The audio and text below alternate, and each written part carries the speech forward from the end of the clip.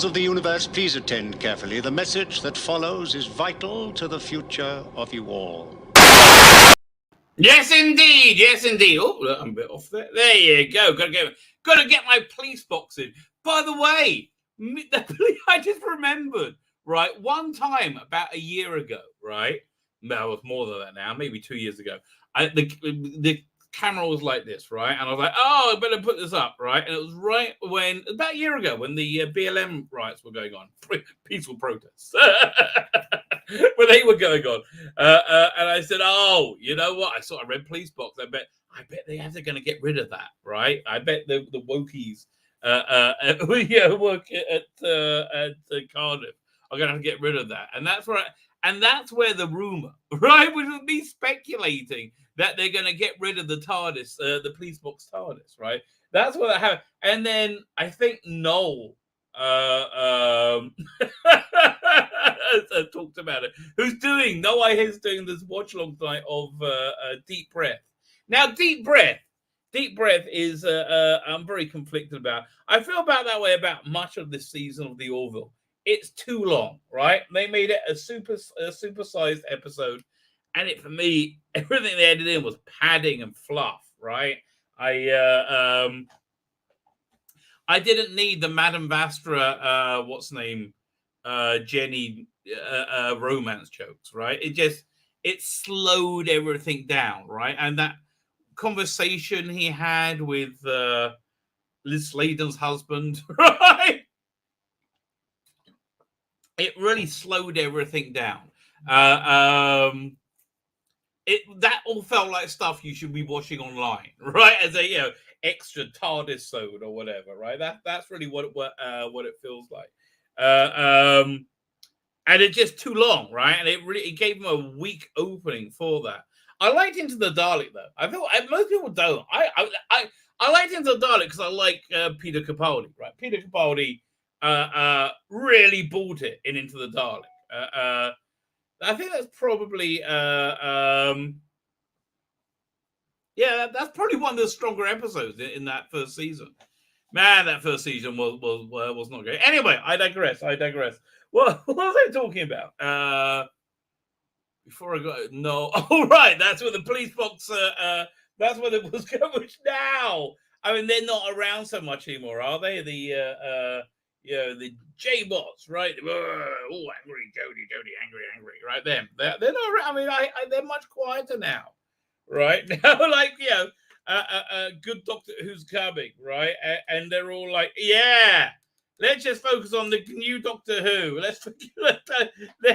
We don't have to defend the shit anymore, right? Thank God. I think they're still around, but they became obsessed about it. It's so stupid. They are. They're just so adorably stupid. Bless them. Love you, Mr. Was it Trilby? Yeah. Mr. Fluffy. Love you to bits. And all those around you. So stupid. But I think they talk a lot more about Tories now. Tories! Listen, I don't know much about British politics other than it's probably a shambles, right? It's probably a total and complete mess. I can talk about American politics with some intelligence, some knowledge, right? British politics, not at all. Not at all, right? I don't know, Bono's good or bad. Probably bad. I haven't been paying attention, right? I really haven't. He is the Benny Hill of all prime ministers. But for good or bad, he really is the Benny Hill prime ministers. Which I don't know. I don't know how shitty a job he's doing. I imagine it's pretty bad. I imagine Benny Hill would do better.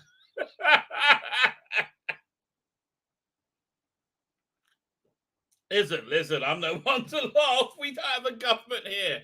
The government has fallen again. Oh, look, the government has fallen. It's been 20 minutes. Actually, it lasted a lot longer than everybody thought it would. The big winner, the winner of politics is Naftali Bennett, right? Naftali Bennett hated so many. the way Israeli politics is, there's no one party gets a majority. Like you get a party, you need 62 seats the Knesset to win. So 62, I think, or 63, I don't know.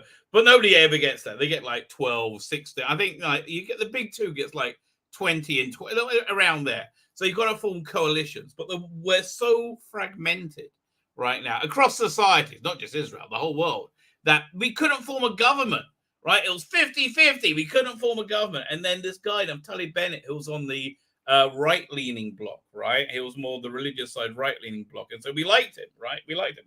I got mosquito bite. He made a deal and put together a coalition, a very hard left coalition, right? How can I it's imagine how can I explain? I'm just trying to think who's like the furthest left, in the UK. It's like it's not like Nigel Farage. It's I don't know who's moderate, like who's like kind of like right moderate. What's his name? Lord Snooty. I like him. I don't know if he's any good, but he always makes you laugh. Looks like Walter Softy. You know who it is, right? You know who it is. He always try. I haven't heard him say anything I disagreed with, but I mean, I see. What's his bloody name? Rees Mogg. That's the bloke. So imagine if he made a coalition with like, who's left of Corbyn, right? Like over there, like look, who was the woman who's always wrong about Diane Abbott, right? Like made a coalition with Diane Abbott. That's what it would be like. It was like, and he held this government together for like over a year. No, just under a year, I think. He like held, and it's amazing, right? They didn't do it. It had the Arabs were in the government for the first time. Their vote was dependent in the government. It was a shonda. So everybody on his base hated him, but everybody on the left also hated him because he was on the right as well. So he's like, but he had a tiny party. He had like 3 seats, and he was like this kingmaker, right? And he became prime minister. So the guy, the loser he was with, Lapid, is now interim prime minister for the next 2 months till we have elections. I don't think they can do anything, even though I think the apocalypse is coming in the next 2 months. I mean, I don't know. Forget civil war. Now there's going to be food riots apparently, and rolling blackouts, and the crash is going to be like 600 times worse than it was in 2008. That sounds really bad, right? That sounds really, really, really bad. Yeah. Anyway. So I just had I got to be professional. I can't spill any beans, right? Cannot spill any beans. I just reached out to somebody at Big Finish because I really want to talk to them, right? I really want to, because I love Big Finish. I adore Big Finish. I really, really, really do. And I think there's so much good stuff they've done. And I just think they've got 2 big problems. Their content is impenetrable, right? New people are not getting in for anything. Even if you put out a series that they're interested in, there's too much. It's terrifying. It's like, I don't know. There's too much going on. It's noisy. Because there just is. And like their website is okay, but there's just too much content, right? There's too much content to be able to like. It's like looking at it, like trying to find something in Netflix. Like, it's like a lot of content there, right? So, what I've said this many times on this channel is they should use their YouTube channel, make a paid YouTube channel, a subscriber channel, and then have 30 releases on there and have them change, like it stays on for 30 days, right? And then they can like really control the conversation about what happens when, right? You can control the like the you can have like days and times you drop things, like you do Doctor Who on Saturdays at 7:30 or 8 o'clock or whatever time is normal, right? You can put that on, and you can put on like and there's so much stuff, anything in your catalog that they have the rights to, which I think is most of it. unless they would have to renegotiate the contracts for everything, which they probably would have to, right? Right. But I think it'd be worth it. So let's say I have that $5 a month, right? And there's so much good content there that you have no idea about, right? You can either have obsessively have bought everything over the last 20 years. And I think there's, what, 2 of us, because we're nuts. There's probably more, probably a couple of hundred, right? But I've obsessively bought everything since they were in cassettes, since the Bernie Sumfield stuff, right? So I know it very well. But I bought pretty much everything they've done. I mean, up until the last few years, right? But that old stuff is awesome. And there's so much stuff nobody knows about, right? Like, there's just books on tape that are awesome. They got they did a thing called Textbook Stuff, and they had these horror short stories. One, Edgar Allan Poe, and that was read by David Soul, and he was brilliant. Oh, so good, because he's got the American accent, right? And just so good, chilling, right? And you had Andrew Sachs doing Bram Stoker, I think. And then you had John Sessions doing Dickens. And it was really good, right? It was really, they were fantastic. And you just never see them. So if firstly, they can control the conversation, right? They can control the conversation about what comes out when. And secondly, they can spark interest. Oh, you know what? I wouldn't mind getting that whole set of that, right? The Karney, for example. Dan Starkey did a series of Karney. You can get one for free right now. It's brilliant. It's just good book on tape stuff, right? They got so much content, and I think they got to start viewing their content as laws for people to buy, box sets. Everything it should be put into box sets. Everything in the main range should be put together in groups of 3, right? Everything. Prices need to really drop, apart from the most recent stuff, right? I mean, have in mind your most recent stuff is premium, and everything else is old fruit. You're selling old produce at this point, and it's good, and it stays good forever, though. That's the thing. But and there's just so much nobody knows about. There's so many different bits of Doctor Who that they've done that nobody knows about, right? It's a real shame. So that'll be the first thing, right? I would strongly suggest. Second thing is going to be a hard one to talk about, because they are alienating a lot of their audience by, I would say, inserting modern attitudes into sets that had a more general audience, right? Like, if they want to put something with, I would say, a more modern attitude into like a 13th Doctor thing, or a Doctor Who thing, or a Sash-Dhawan Master, fine, fine, that's the audience, right? Know your audience. But for me, like, putting in making the whole relationship between Liv and Tanya so central to Stranded, as well as Stranded being a bit dull, right? But so central to Stranded, just maybe go stop buying it. So it really annoyed me, because I'd stuck with that range for since its beginning, and it really annoyed me that they alienated me, and I didn't realize they were alienating. It's a big deal, right? It's a big deal. I mean, and for me, what alienated me with that, but this is going to be very hard to explain without upsetting people. But what alienated me with that is it's a faith idea that the normative state for human beings is to be sexually and gender fluid, right? Because we have Liv Schenker coming from a more, futuristic modern society, and then that's how she ends up dating Tanya, who's a woman who happens to have a penis. God bless her. Female penis, penis. As far as I understand, bloody stand, I don't know. God, the rules change. I thought, the reason we didn't really focus on trans people that much is because you weren't supposed to be trans for more than 2 years, right? When you transition, and then you're a boy, or then you're a girl, right? Then you finish. But this trans thing goes on forever now. It's a whole new category. Wait, what? Shouldn't you be going somewhere? I don't know.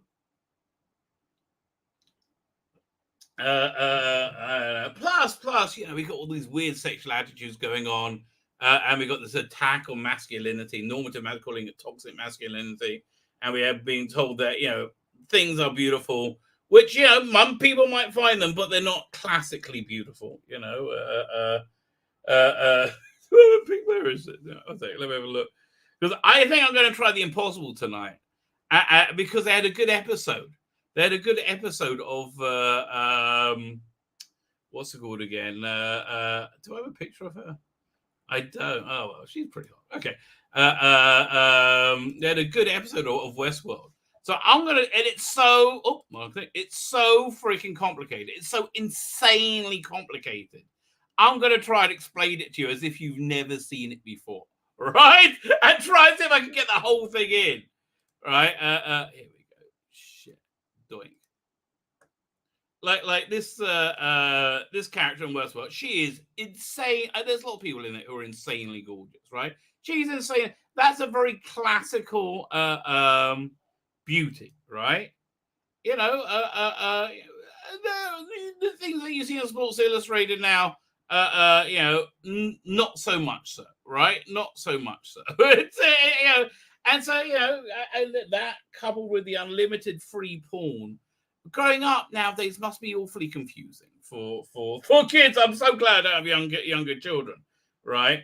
And so when you look at this weird obese woman who's so super beautiful, of course, and they go, I'm not turned on by that. They go, maybe you're gay, maybe you're trans, and you're confused. I mean, it's confusing and scary, and that's when things were normal, let alone now. Right, so I'm really worried about all this stuff, right? For me, this is something that I would rather not have. This is something that pushes me out of something, right? And there's an attitude that people go, "Good, I'm glad you're gone then, because we hate you for not thinking like us." I'm like, I don't think I'm being hateful to anyone, right? I don't. I live and let live. It's fine. It's just like maybe these are people in real genuine distress, right? In spiritual distress. And I understand people at Big Finish may not believe there's a spiritual realm, right? I do. It's just me for you. What can I tell you? And I think there's a lot like me that are alienated by these things, right? And if you want to put them in ranges that people haven't invested for years and years and years in, that's fine, right? But shoehorning them in, which is, I think, an expression that Dave Mullen used, and he's always on the money, right? Is a problem. Also, stop with the bait and switch, okay? Stop with the bait and switch. I got what? 65% the way through Dalek Universe before hearing a Dalek story. I think 70% the way through before hearing a Dalek story. No. What's up with that? Anyway, you've got to say it nicer. I got to work out how to do that. Good evening, good morning. Man, that was just my opening thought. I was 18 minutes. Bloody hell. That really was it. That was just my opening ideas. Ooh, okay. This is awesome coffee, then, obviously. I knew I shouldn't have put the mescaline in the coffee this week. I knew I should. Let's have a look at some eye candy, and I will get to the chat. We'll see what's coming up. I'm very proud of these thumbnails. I think we're going to show off. If you heard my review of the Orville, right? I was very, very convinced that this was a juvenile transitioning episode, right? I was very convinced. The chat was very convinced the other way. So I'm still. Before I was 100% convinced. Now I'm 98% convinced, right? So you made a dent. You made a dent. I even put it on the thumbnail for you, okay? Here we go. To show there's balance in there. Hey, kids, chemical castration and double mastectomies are awesome. Give them a try, or you're a bigot. Wait, I thought this one was about detransitioning. I do like him playing Operation on this young boy. And that's about as much idea as people have that they're bloody doing, right? That's about as much idea people have as they're doing. This is going up tomorrow. The mainstream fan media's inability to let go of the Fell Chibnall and Whittaker era. Don't look at them! Judy Walters, the best that we remembered fondly. And Beep says, she really won't, you know. I do like that. I like my own jokes. Loving Star Trek. Oh boy, am I loving Star Trek. I can't wait for the season finale, right? I am. Just cancel Discovery and all the other Discovery and Picard. I've saved you a ton of money. Cancel those. Just make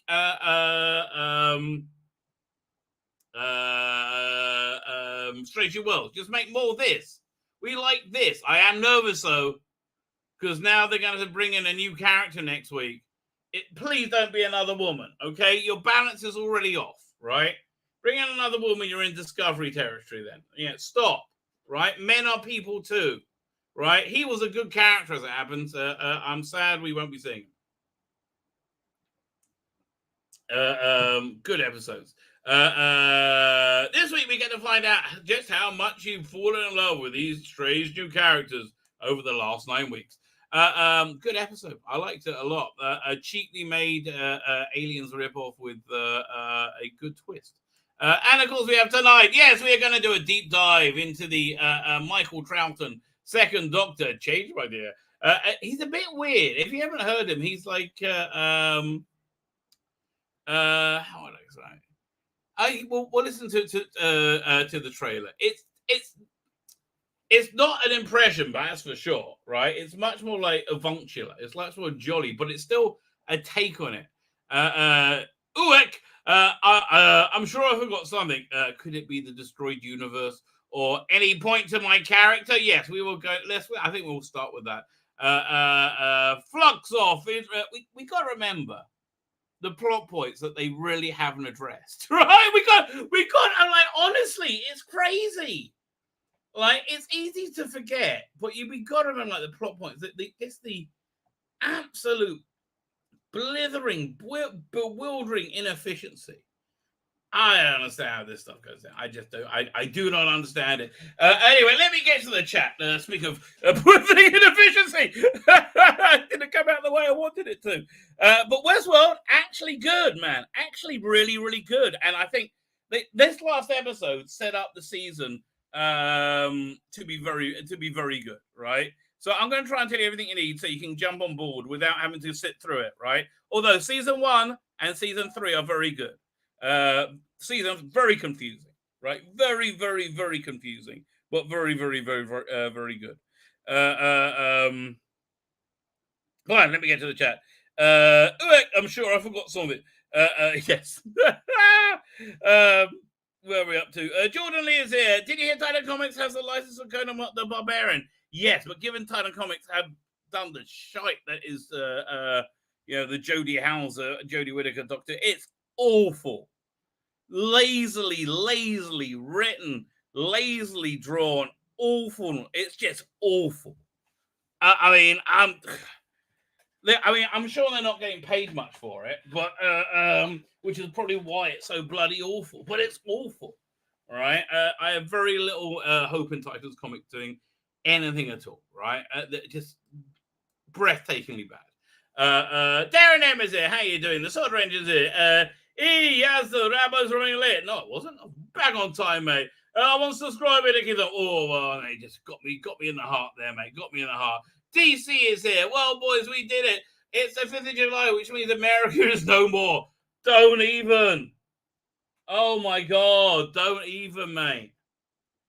I finally worked out why they were doing these ridiculous January 6th hearings. Like, yeah, I thought it was just to preen themselves and say they had a point. No, this is. I heard Liz Cheney saying, "Are you going to refer charges to the Justice Department?" But this is the most corrupt Justice Department of all time. This is like a third world junta. All right, Merrick Garland, the most corrupt Justice Department of all time. Unbelievable. Openly coming after concerned children, concerned parents for their children who have been raped or sexually assaulted in transgender bathrooms. I'm just saying those. That's not an accusation. That is a factual recounting of the matter, right? Targeting those parents while at the same time completely ignoring the riots of 2020. that caused billions in damages, completely ignoring it. Meanwhile, the DAs I'll let people out. They don't charge him, let everybody out. And there's a crime wave spreading across America. Oh, so there you go, boy. It's like, look, I don't know. They're saying things are going to get bad, all right? I've been saying things are going to get bad. I'm actually just, I've got fatigue waiting for things to blow up, right? I'm fatigued by it now. There we go. Well, what we up to? I said DC. Oh, Lonnie's here. Gone Comics. How you doing, sir? Thank you for joining us. Monk of Magnesia. Thank you for joining us. I hope angels liked your footsteps, sir. Just jumped like crazy. Where did he go? Mr. Jekyll and Hyde is here. Mark the Vicar is here. The Vicar? Mark the Vicar is here. How are you doing, Mark the Vicar? Thank you for joining us. Paul Tosner is here. Unknown 289. Unknown 289. You have a lot of you are the source of a lot of material on the Twits, right? Whenever there's good news, it always ends up coming from you somehow. Is this season 6B an alternate timeline where the Doctor never regenerated into 3? It's a different take on season 6B, right? It's you got the Terrence Dicks season 6B, and this is now the Nick Briggs season 6B, right? So the idea is they're doing it as if we're in an alternate reality where at the same time of the John Pertwee Doctor who was going on, also we had more Patrick Troughton. So it's more 70s, but it's got more of that color sensibility. But still very Patrick Troughton. So he's got the more sideburns essentially. But we're going to be we will be looking into that shortly.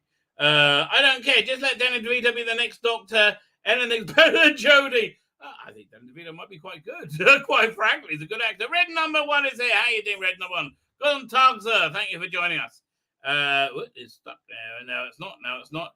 Have you ever hit the red light, the like button yet? Do so, says Darren, and we all agree. So say all of us. So say all of us. Man, I would love to do a rewatch of Battlestar Galactica. I've actually just started rewatching Mad Men. I love that show, right? I freaking love that show. Hey, I finally got a connection to it, dude. I feel connected. I feel connected. I feel whole. I feel one. Let's keep going. Archibald Larris is here. Thank you. How are you doing, Archibald Larris? Dr. Alex is here. You're on vacation. I always seem to wander in when you're saying free porn. Well, listen. I do say it every 27 minutes. So, that happens, mate. That happens. And I'm not saying every 27 minutes, while I'm on the stream. Every 27 minutes in my life, it's just worked into conversation. You watch, I'll say free porn. One of the best Dave Chappelle Netflix specials was when he said he did his opening monologue about how the whole thing was a monologue about how he's just so good at comedy, right? He was just like, it's boring how good he is at it. So he said he had the thing about how he's got a whole fishbowl full of punchlines. Right, so it's just I picked one out at random, right, and this is what we're going to get to. And the punchline was, and he kicked her in the pussy. And then about 20 minutes later, he got to that, and he got standing ovation. It's a really good one, really, really good one. Pervy senses tingling. Well, my pervy senses are always tingling, baby. Dr. Shymek is here. How you doing, Dr. Shymek? Okay. So, interesting question here. I got for everyone. I inadvertently ate the corned beef. Remember I told you there was ructions on Sunday. My wife was going. She was planning making corned beef hash, right? So we had this little packet of corned beef left over on from Sabbath, right? And there seemed to be a few like pieces there, not much. So I had a couple of pieces, right? And then there was just a couple of pieces. There wasn't anything in there, right? So I just assumed there was another packet she was making, but no, right? No. So she was mad, but thankfully I was streaming at the time, and by the time I got upstairs, she wasn't angry. But now she went and bought herself some good corned beef. I'm like thinking, How can I convince her to make the corned beef hash? we got to go for that, right? I was in the mood for that. I didn't know I'd already eaten it. It wasn't my fault, Your Honor. These things happen. There are more who cannot abide a different opinion. I am glad I don't agree with everything. That it was discussion and exploration. I wholeheartedly agree. I thought you were on vacation, though, Dr. Alex. Where are you? I assumed you were. By the way, speaking of which, my how was he? 18-year-old, 19-year-old. He's going into the army. 18-year-old must be. He's going into the army in August, right? He just said, "Oh, I'm going camping with my girlfriend next week." I'm like, "Really? Really?" He said, "No, you can trust me. You can trust me." I think I can actually. I think this is one of the reasons I like her. I think her legs are firmly closed until there's a ring on her finger. Yeah, I mean a wedding ring, right? If I said to him, "Listen, if you stupor, you got to marry. You understand that, right?" He's like, "Yeah."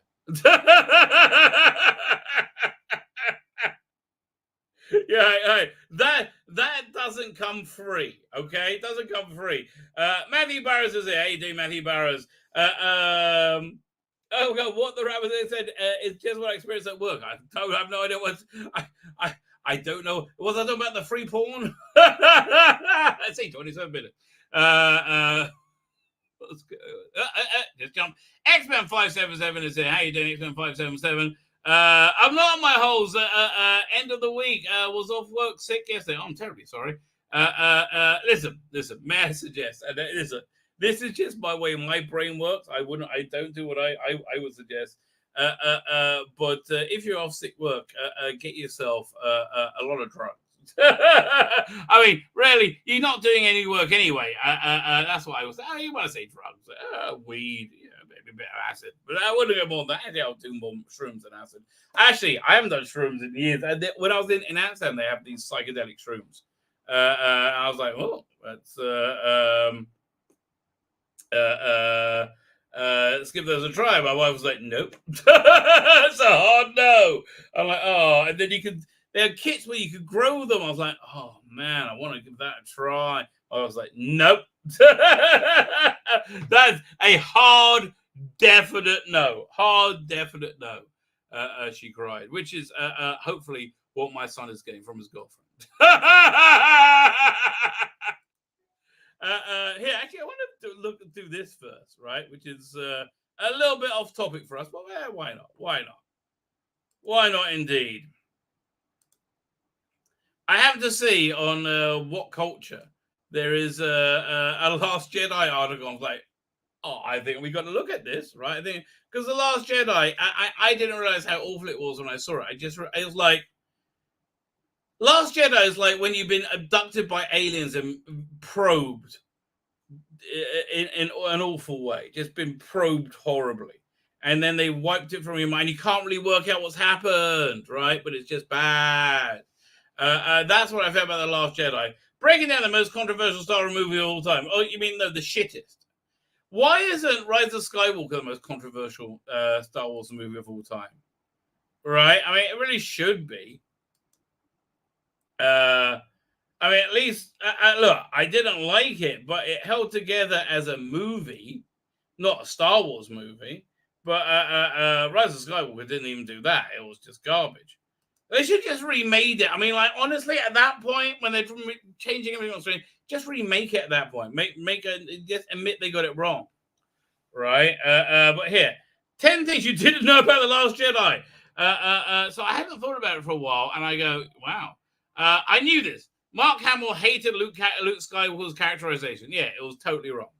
I pretty much fundamentally disagree with the choice you've made on this character. Now, having said that, I've gotten it off my chest, and my job now is to take whatever you created and to best to realize my vision. Look, you've given me a lot of money to do this shit. I will do it. Okay? But please know, I'm only doing it because of my job. This is just shit. The polls were created for one specific reason, marketing, right? Another relatively polarizing aspect of The Last Jedi. It wasn't polar. I didn't even know. It was weird that Chewbacca ate one. Like, they were supposed to be cute, and he was eating one. I understand. Last year, there was the introduction of the pool, species of native birds to Achtu. What a shit name. I mean, really, what a shit name. I ain't Achtu.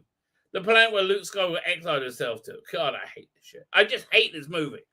The characters were compared to Ewoks by some fans who felt that they were blatant merch bait intended to appeal to young children. Yet, in actual fact, the pools came about. I remember why. As a practical problem solving during shooting. When Achtu scenes were on the Irish island of Skellig Michael, the shoot was constantly interrupted by puffins who would fly into shot. So when they just put puffins in. So this is space puffins. These are shit. And so because puffins that were a protected species and couldn't be touched, Johnson simply decided to include puffins in the film, but also their appearance was CGI. God, oh shit.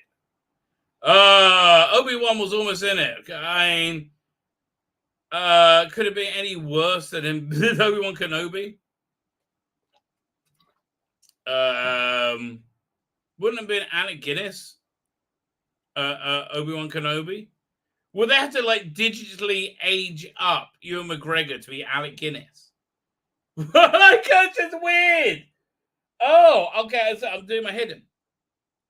Rian Johnson admitted after the film's release that he did toy the idea of having Obi-Wan Kenobi appear as a Force ghost instead of Yoda, yet rejected the idea for one main reason: casting. Oh, there you go. We're doing the same thing. Alec Guinness having passed away many years ago, Johnson would have had to either use a CGI double or Ewan McGregor. While McGregor was eager to reprise the role, Johnson wasn't quite convinced. Yeah, how did de-age? How did the Force de-age him? Okay, they went the right way. They made one thing that wasn't on. Carrie Fisher helped polish the script. Oh, bloody hell. Don't shout that from the rooftops. This isn't quite shitty enough yet. Maybe I can make me fly like Superman. Da, da, da, da, da, da, da. Oh, God, it's shit. Oh, it's actually annoying me how shit this is. You may know that the late great Carrie Fisher spent many years in crack, working on psychic as a script doctor, and also doing lots of drugs, right? That is, she helped, I think it was coke, not crack, my mistake. Helped polish the scripts for numerous huge movies such as Hook, Sister Act, and The Wedding Singer, even punched out the dialogue for Star Wars prequels. Yeah, again, but the scripts for those weren't the best. According to Johnson, he visited Fisher's house. They went over the entire script in fine detail, with Fisher making numerous suggestions, including rewriting much of Lair's dialogue. Oh, God. Yes. Scripts usually go uncredited, and their contributions may only be revealed years later. Fisher and Tony passed it. Okay, blah, blah, blah, blah. Stop. Kylo Ren's scar was changed. Who gives a shit? Oh, man. It was my decision to slightly adjust it, and that was my justification. It honestly looked goofy running straight up the bridge of his nose. Oh, whatever. I mean, really, who gives a shit? Titania Massey, Georgina Rodriguez, Olivia Cook, and others were considered for roles. Why wouldn't you hire anybody else? I mean, literally anybody else other than Kelly Marie Tran. Why? What? Literally anybody else. Oh, look, here's a bucket of vomit. That'll do a better job. Titania Maslany she's good. I don't understand how. I've seen Tatiana Maslany. I've seen Kelly Marie Tran. It's so bizarre. It's so insanely bizarre. Okay. Ultimately, Unknown was chose to play Rose. May have been Roberto, allowing for her to function as an ideal audience surrogate. Nobody found her a surrogate. Right, only people who hate themselves. You crazy? Nobody found her a surrogate. Oh yeah, I really relate to Rose. Why would you relate to Rhodes Tico? I'm an angry, sour-faced Chinese woman. Fat, ugly, that looks like a boy. Yeah. Oh no! Now John Boyega's in love with me because that's realistic. Really? You get a feeling John Boyega could do a bit better. Is this going? Come on, next page, mate. Do not seize up on me interwebs.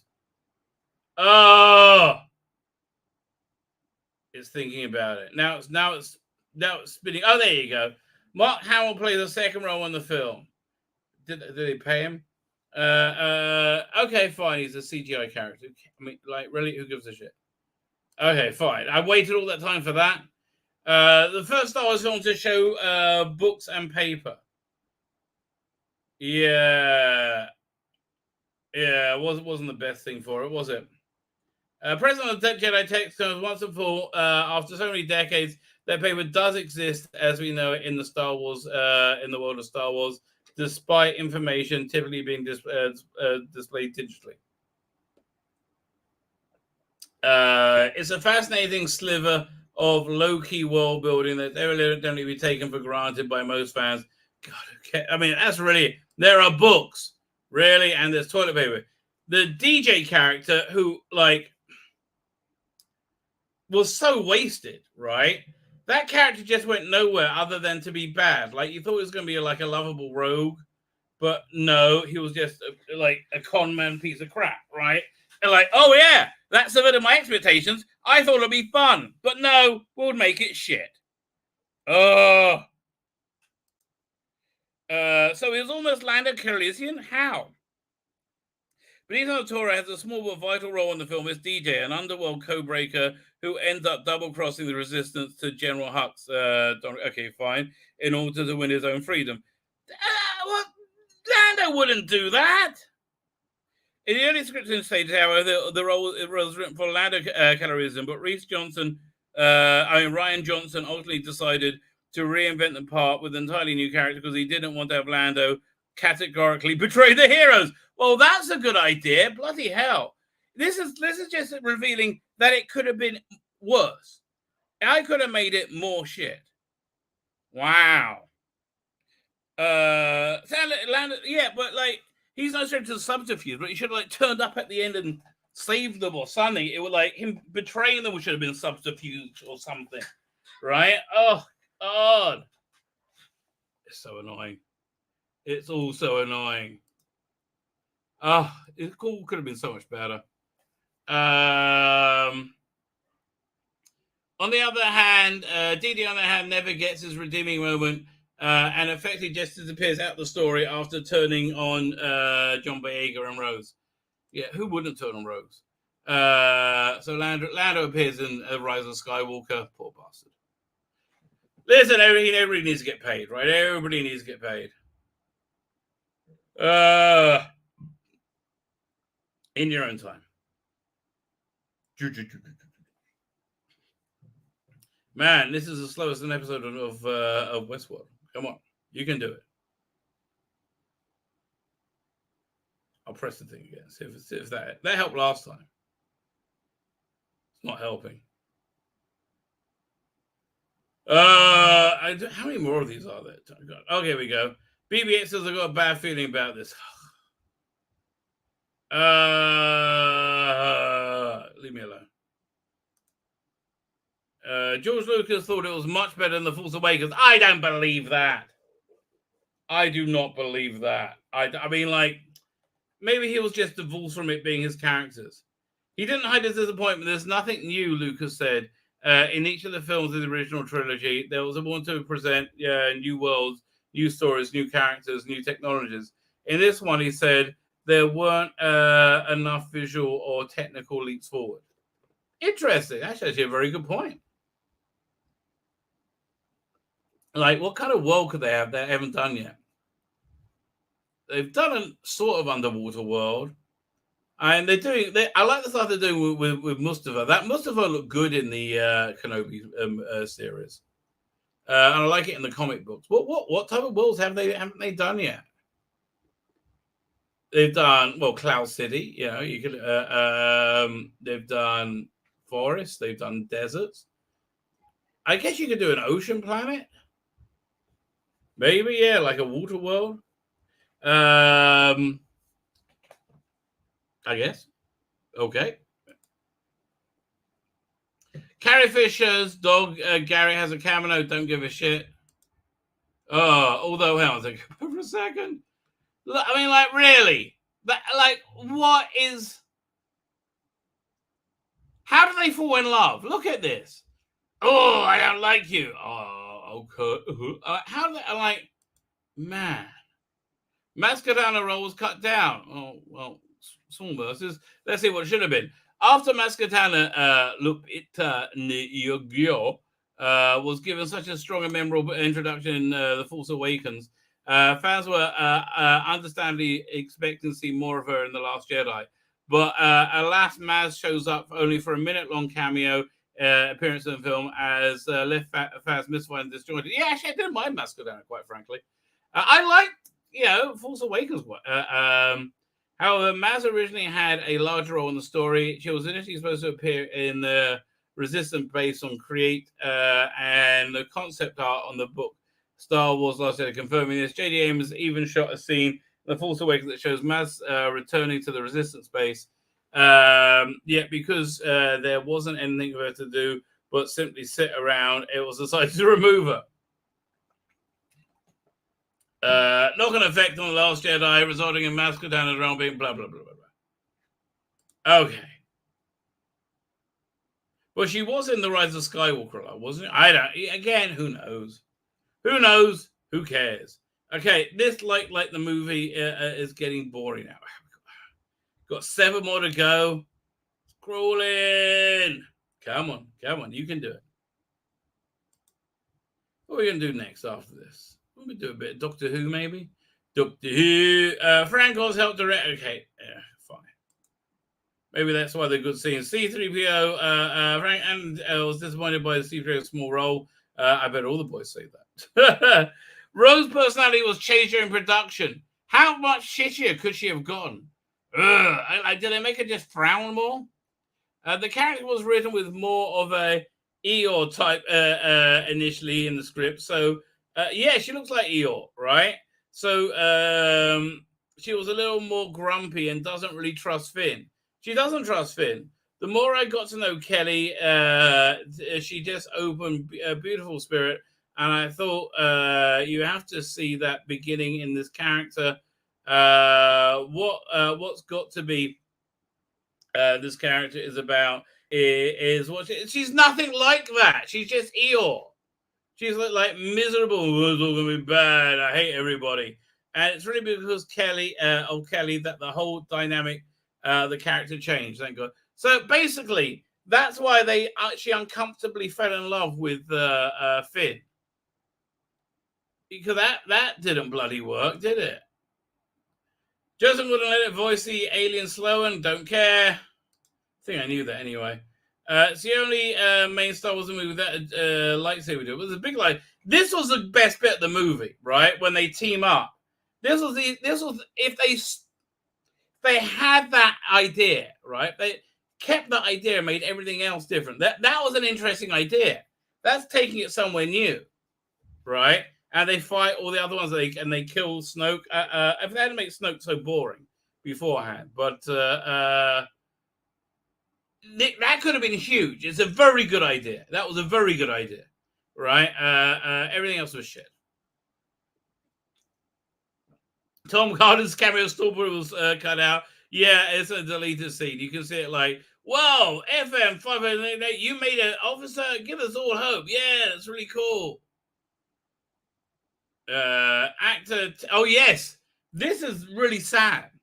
Actor Timothy D. Rose was left in tears after Admiral Ackbar's death. Yeah, they made him say it's a wrap. We finished all our bits, and they asked me to come down to the camera, and I thought, oh well, maybe they're gonna say thank you for being one of the heritage characters, giving 30 years and all that. Well, like they should have done, but what they did was ask me to look in the camera and say it's a wrap. I was actually in tears in the suit because I thought after everything, after hoping that there'll be something, after knowing there wasn't going to be anything else at all. Atma's final moment before he was going into box, it was a big joke about it's a wrap, right? It's he's really right about that. This is Ryan Johnson being a dick, right? Yeah, he's really right about that. And it's really sad as well. I was upset about that. I was not happy. Fine. Let's have a quick look at Banning in the comics. If there's any new news. Man, it's a slow news days. Whoa. Well, I guess 4th of July. What can you do?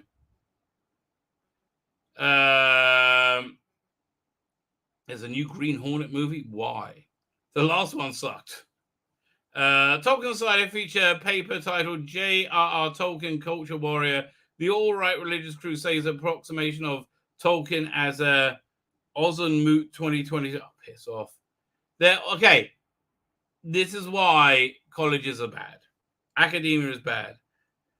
Former child stars Alexa and Carlos Penvega leave Hollywood to focus on their on God and their family. Well, that's smart. Longtime Batman creator Graham Nolan calls out Marvel for box-checking Namor design for Black Panther Wakanda Forever. I haven't seen that. Wait a second.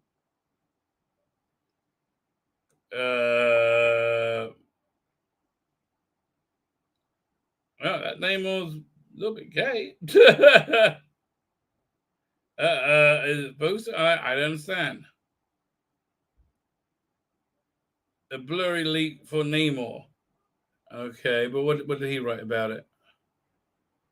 Nolan, Namor, who was a Scottish American Mackenzie and a blue Skinner is now what? Aztec? Creativity by box checking for the win. I hear it. Yeah. Listen, mate. I know you live in the planet of woke. Toy reveals first look at Black Adam's villain Sabak. And not really that interested. Yeah, let's have a look at what Jessica Chastain said about 4th of July. She gets so much work, and they act like she was the first choice of Black Widow before Scarlett Johansson. Are they insane? Like, that's not even close. Happy Independence Day from me and my reproductive rights. Okay, how have your reproductive rights been impacted at all? Like, I really love to know. Like, how have they been impacted in any way? Oh, God, it's so stupid. Oh, so stupid.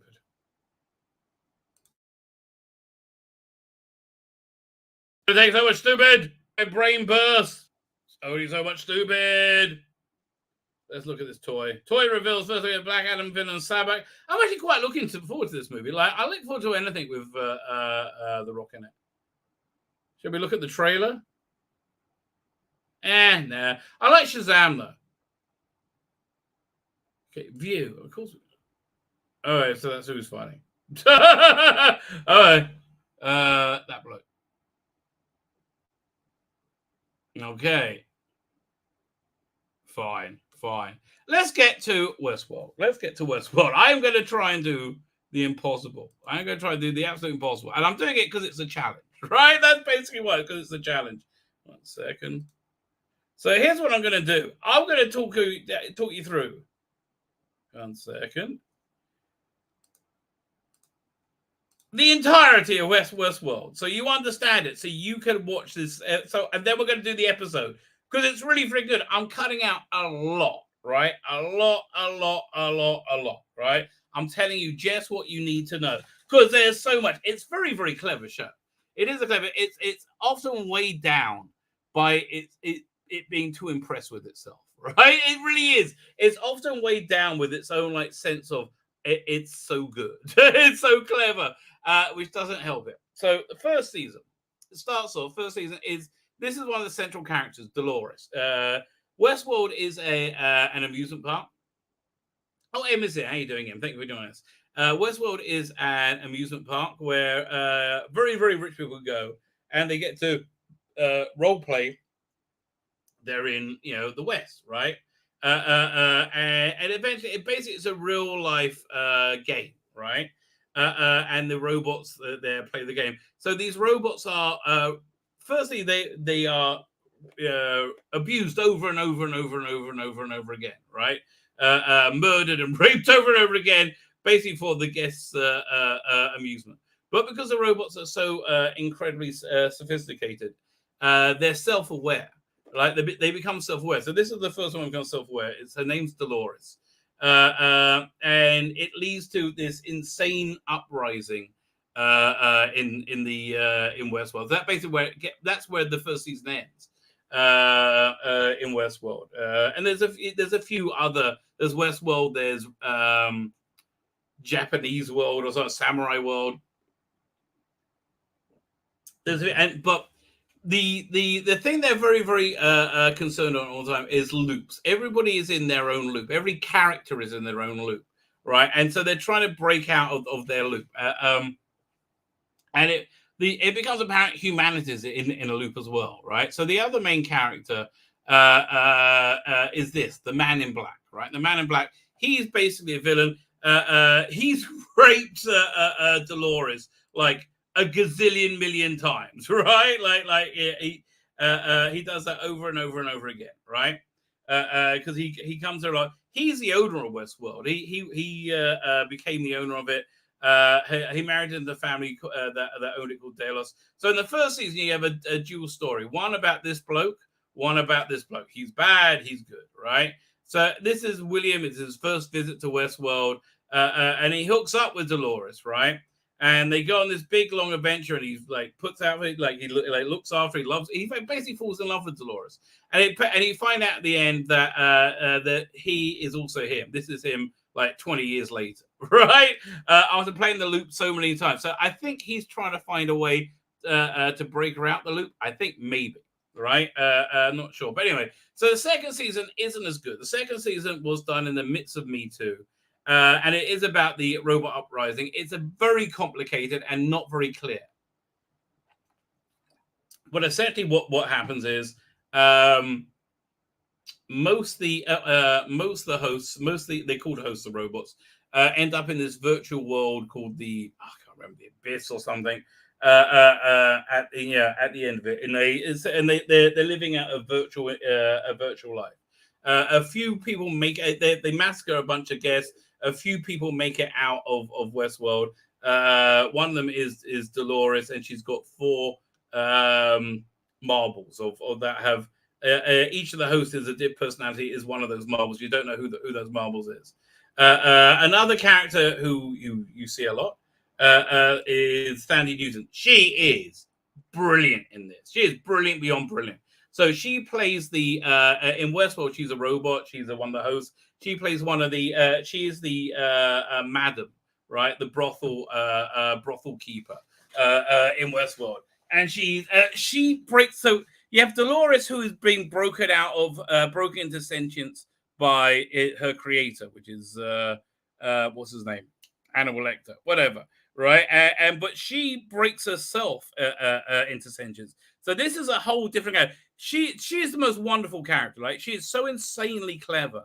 And in the first season, like she wakes up in the repair room, and she gets control over the a couple of engineers and turns her intelligence up to maximum, right? And she's her own agent.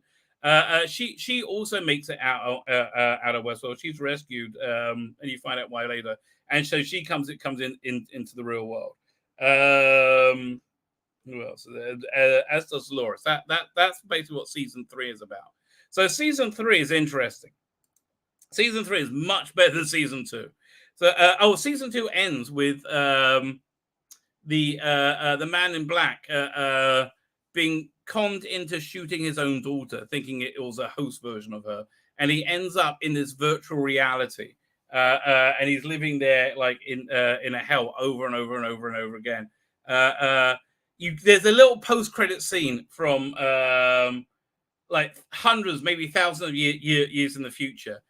He gets woken up, and they're trying to work out how accurate a copy of him he is, right? So you have that going on. That's interesting. But the third season, right? The third season is all about Dolores has decided she wants to save humanity. because humanity is also in loops, right? And that's really true of everyday life, right? And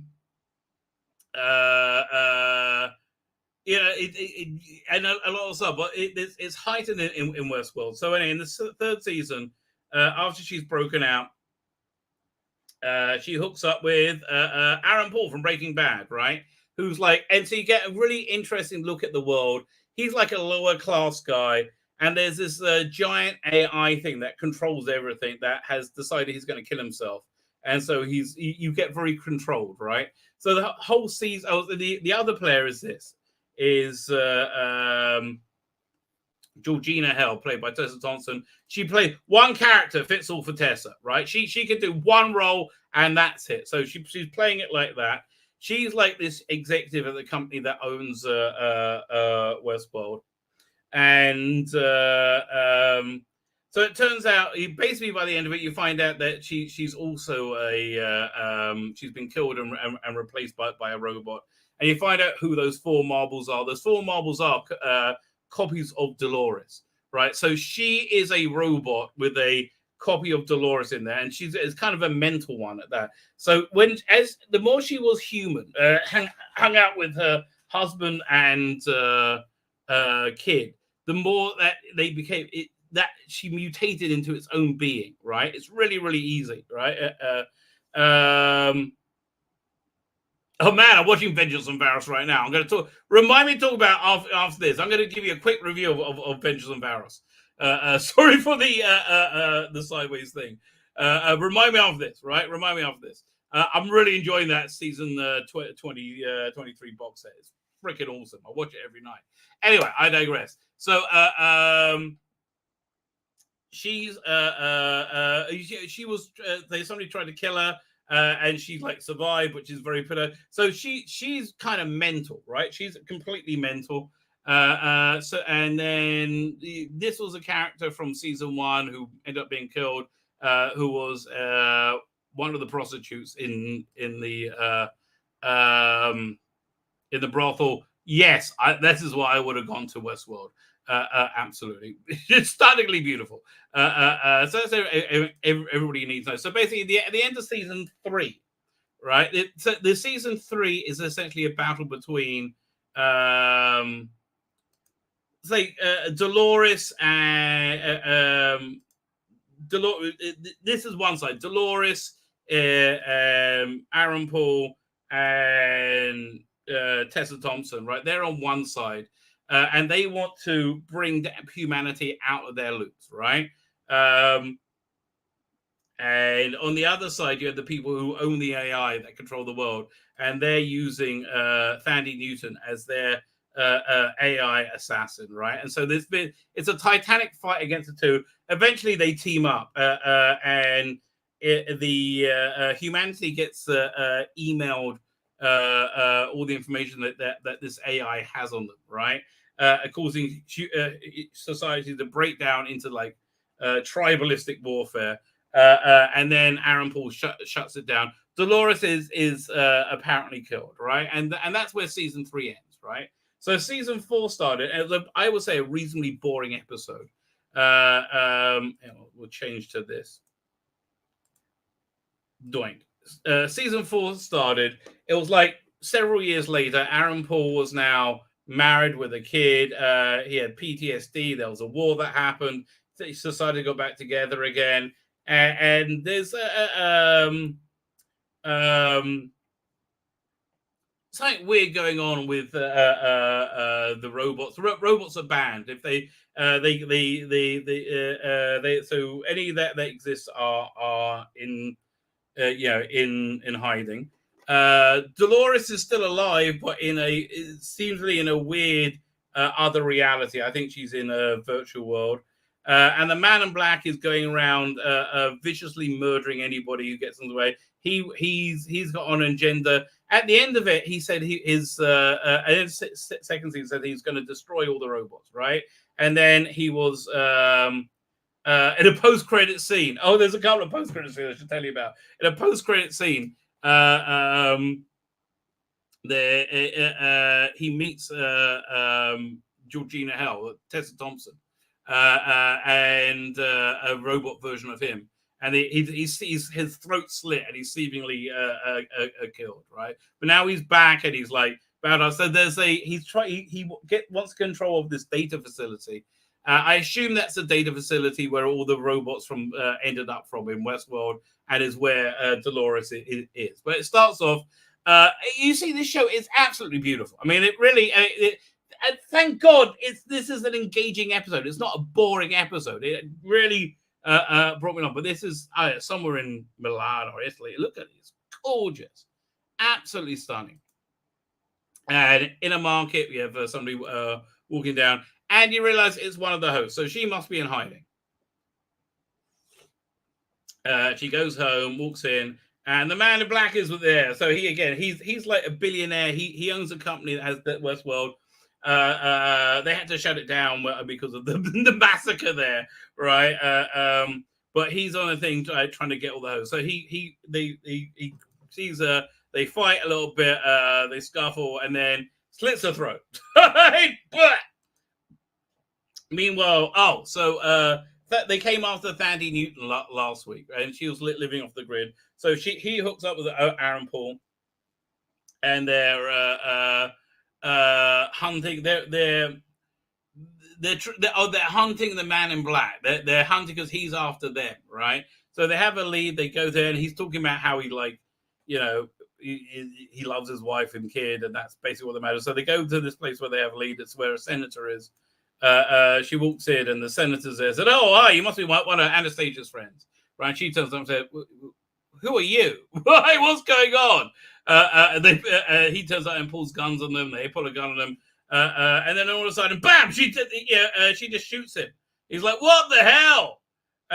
He's like, "What's going on?" And she's like, "They're both robots, right? They're both robots." They get up, and there's a great fight scene, right? She fights him. Now, Thandie Newton, she has the ability to control all other robots, right?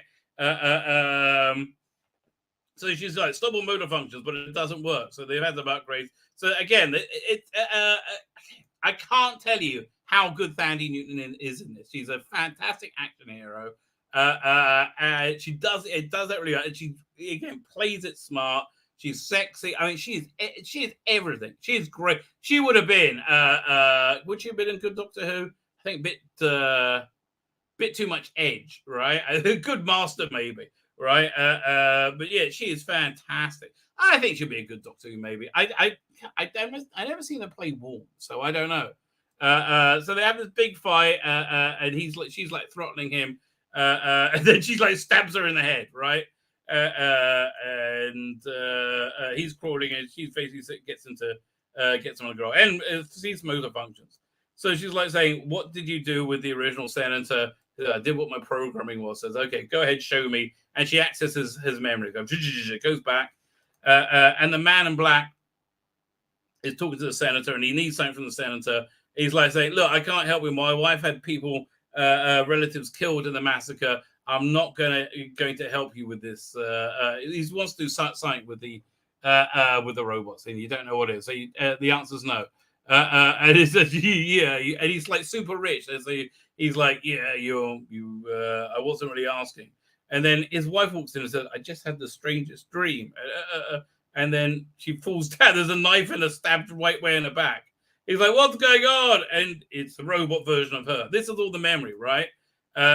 She's on the ground, and then a robot version of him walks in, and she just shoots him in the head. She's like, "Oh my god!" And this actually, he gets off easy, right? He gets off easy.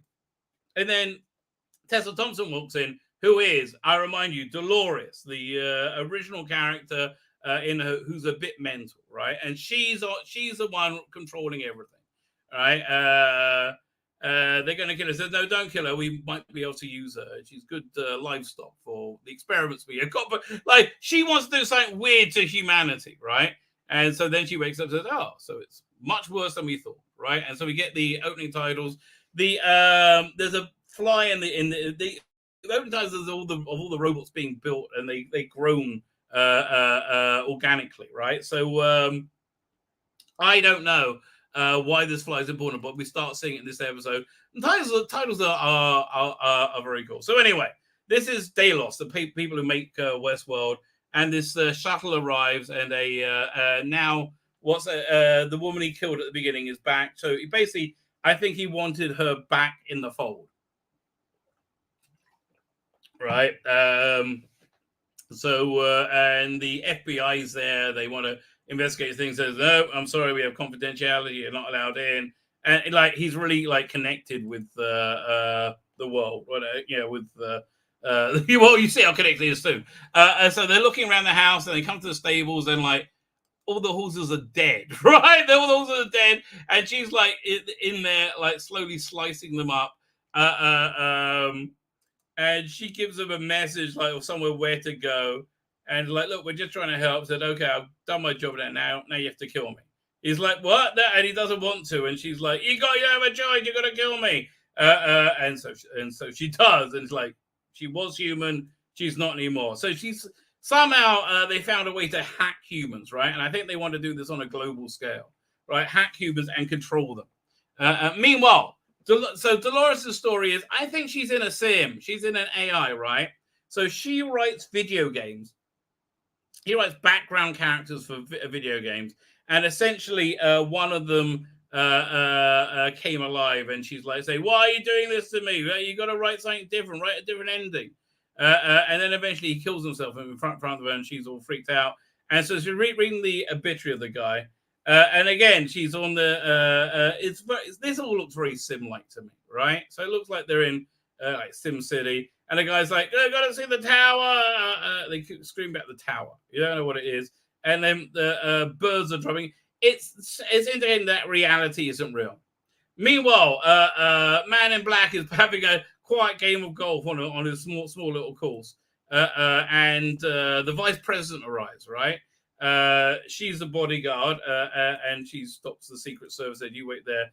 And so the vice president's now saying, "Listen, I came in for a friendly chat. You can't have the robots back, right? Like it's not going to happen." He's like, yeah. And then she has a really a creepy conversation. She's like, "Why do they call you guys the Secret Service? You're very, very conspicuous. Yeah, you don't seem secret at all." And then he makes this insane shot, and he goes, "Whoa!" Gets a hole in one. So that's incredible. It's like saying, "Look, we just can't do it." He knows that, and then he hits it again. He also gets another hole in one. It says, and then they look at it. He goes back and he finds that she's killed the Secret Service, right? And he like smacks him in the head. He's dead. He just killed the vice president. Meanwhile, they were sent to. He's got a guy watching his wife and kid. So they go, and it's like a concert, but when they go in there, it's just a gramophone. So they go turn it off, and it takes them down into this thing, and they go down here like, what's going on? And it's a swanky bar, right? They're in the swanky bar, and they get drinks, and then suddenly it turns into a train. Now, the way you always arrived at WestWorld was through a train. And they're like, okay. So you got the guy who's investigating them, and he goes to his car. And then she's waiting there, and like gets him around the neck, gets him there. And it's, again, the Batty Dolores version says, says, listen, we can't replace you, all of us. It's just too tedious. We got a much better idea, right? And we can't let you investigate us. And then he says, I've got such plans for your kind. This is why I'm excited about this episode, this season now, right? It's got me into it. And this fly like flies around. It's like, what's going on? It goes like into his eye, right? And up into his brain. And you hear him screaming. Meanwhile, in the Dolores world, she's looking up the guy. And then she accesses the files, and she realizes this is a story of somebody she wrote about somebody who did kill himself, right? But then her boss sees her accessing the files, she's taking a personal day. And her boss is creepy, and basically that. So anyway, meanwhile, the train's going. You assume it's going to a new WestWorld, and they say, "Oh, is your invitations here?" So they get Thaddy Newton's able to hack it with a thumb. I know she was the host that replaced the one at the one at the beginning whose throat was cut. which is killed back in season 2. It's so freaking complicated, okay? I've given you everything you need to know, right? So they work out they're going to WestWorld. Before you go there, right, you get to this really bespoke thing. You get to, like, choose whatever you wear. Everything's made exactly to your side, like tailored exactly to you as you look through what you want. And she's like, I can help you get dressed if you want, or wait outside. We can do anything. And she's like, he may be useless, but he can pull his own pants up. So she arrives where she's going, which is some mental institution. And she's there. She sees the building site, and there's a whole bunch of people there. And she says, "Just go away." And they just go away. This isn't real. This is not real. So this is the name of the guy who killed himself. And apparently he gave money for there to be a wing built there. But also, this is where he came from. So nothing makes sense. So she's saying, I'm freaked out. And she's looking around, and there's a picture of the tower, right? So, yes, they're in a VR world. That's not real. Okay. Meanwhile, somebody wakes up, right? And she says, we need to tell you something. And so at first, I thought this was like the virtual version of him. They made a robot body for him to be in. Apparently not. They kept him alive, and they keep him in suspended animation, right? Frozen. Basically, it's just there. This conversation is pointless. It's just there to taunt him. Basically, now the roles are reversed. She was Dolores, right? She was tortured by him over and over and over and over and over again. And so they're basically doing it back, right? And they drug it. He sees that they have a version of himself. Drug him, put him back to sleep, and he's frozen, right? Okay. Meanwhile, they arrive.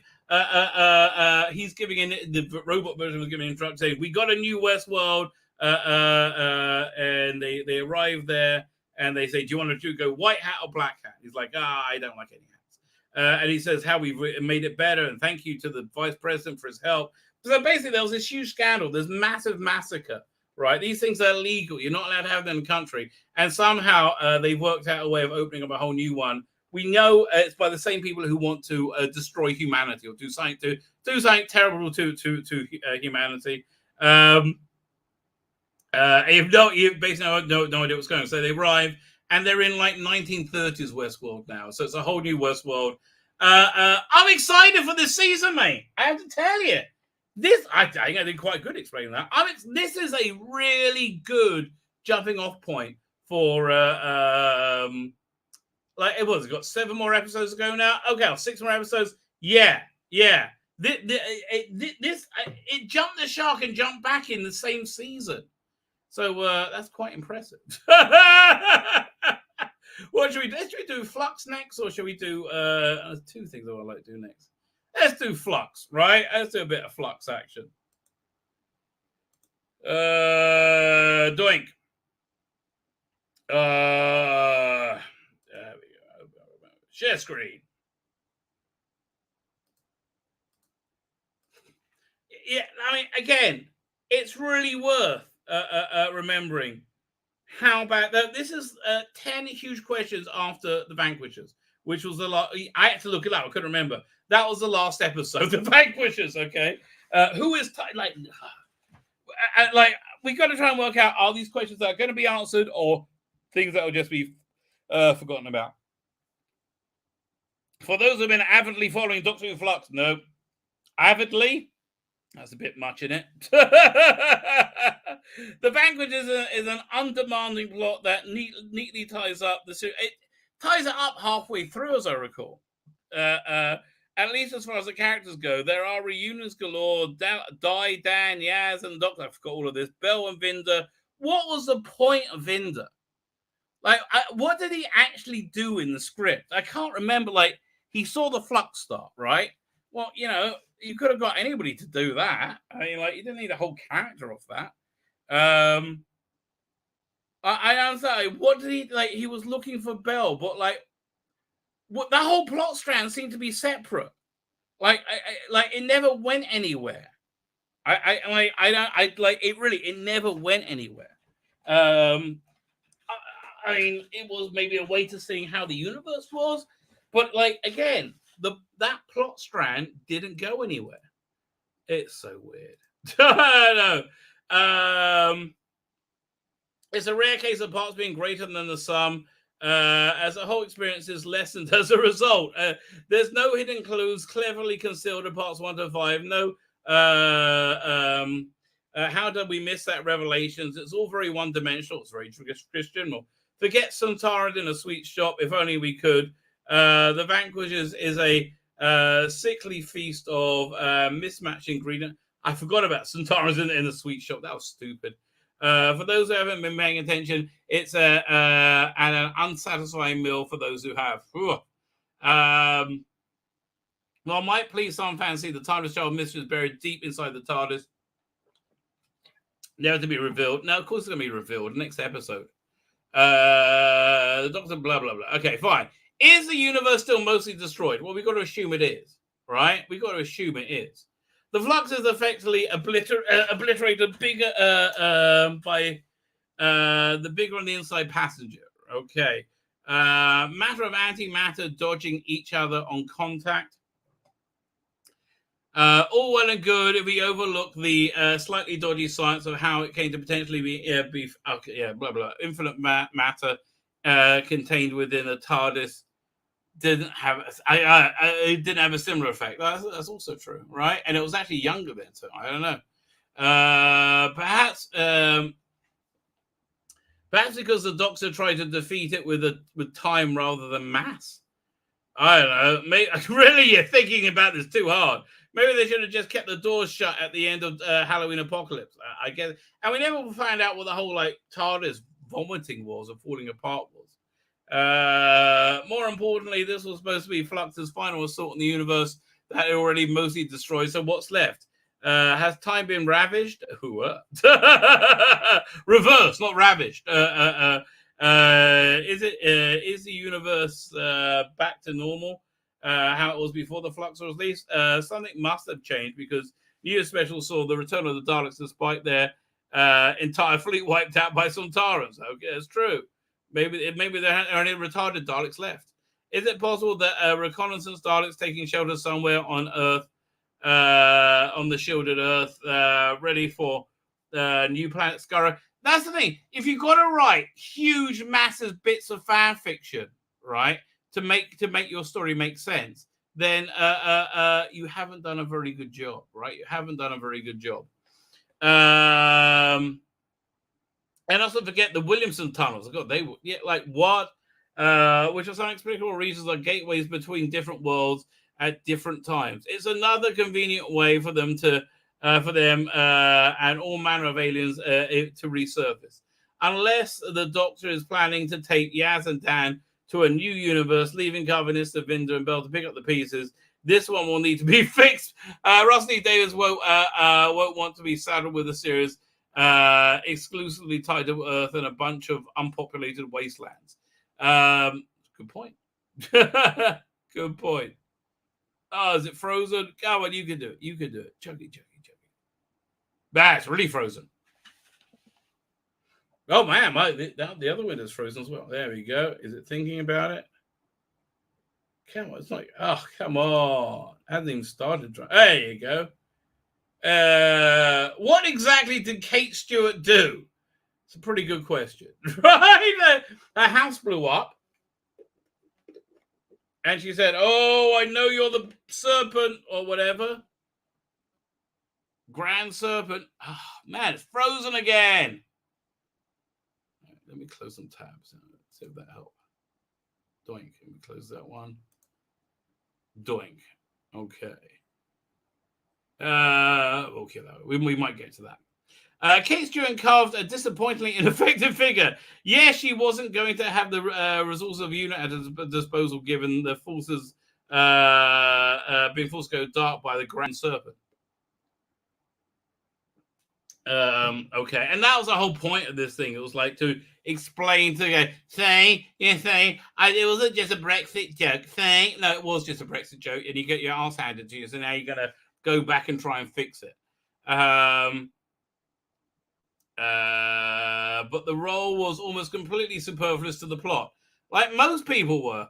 Off screen, since she went undercover, she had been gathering intelligence on the Sontarans and knows that they're using human psychics in an attempt to locate the time and place of the flux. That key revelation, a neat shortcut for the Doctor to infiltrate the system. I forgot about that. It warranted some backstory, even if only in a flashback scene. Kate is also trying to locate the Doctor, following traces of Archer energy around on either a TARDIS or those who traveled on one. Presumably, that's why she's in the Williamson tunnels.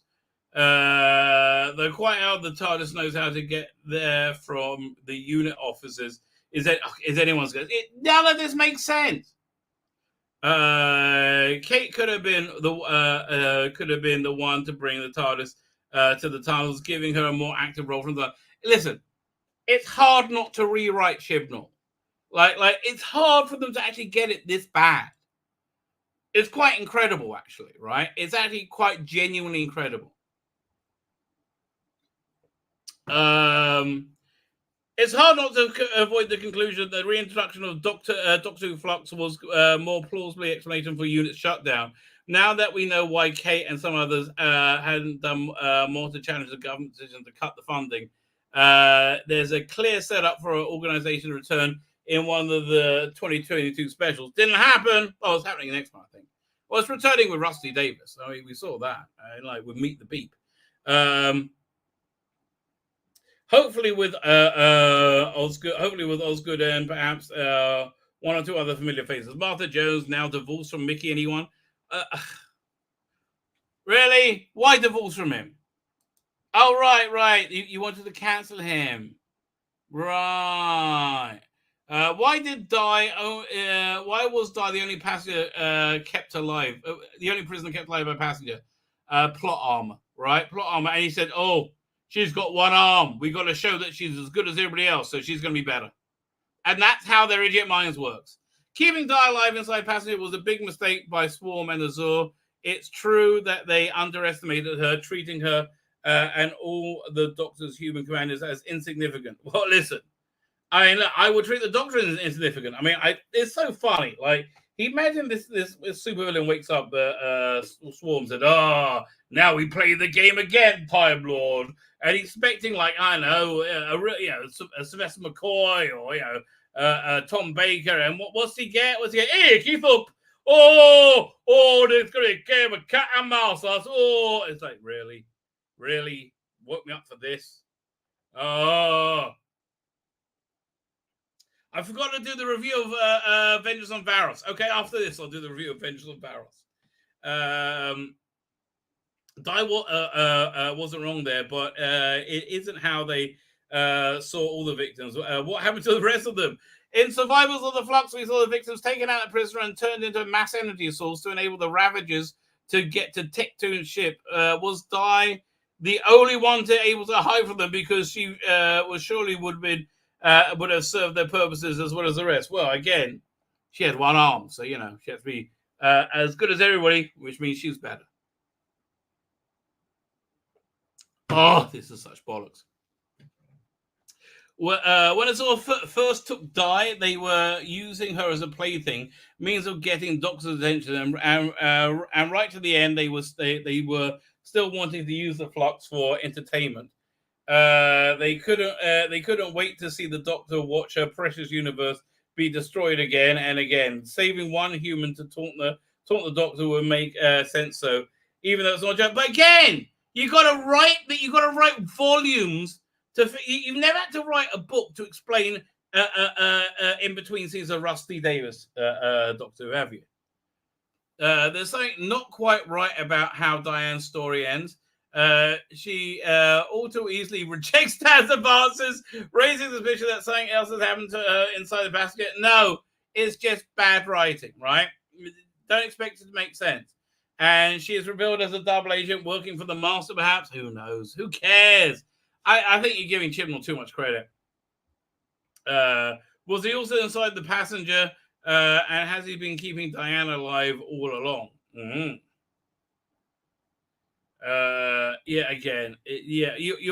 You're putting down to intention was clearly incompetency.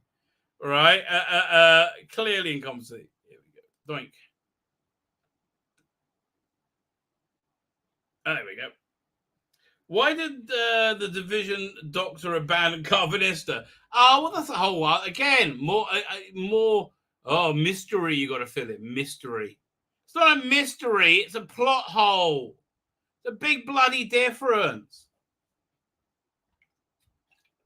The idea the Doctor could abandon a companion goes against all the the character. Well, you can say that's a pre-Doctor, right?